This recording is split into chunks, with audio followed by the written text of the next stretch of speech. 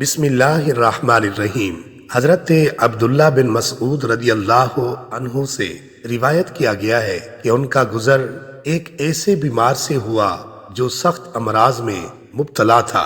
حضرت عبداللہ بن مسعود رضی اللہ عنہ نے اس کے کان میں سورہ مومنین کی آیاتیں افحسبتم سے آخر تک پڑھ دی۔ وہ اسی وقت اچھا ہو گیا۔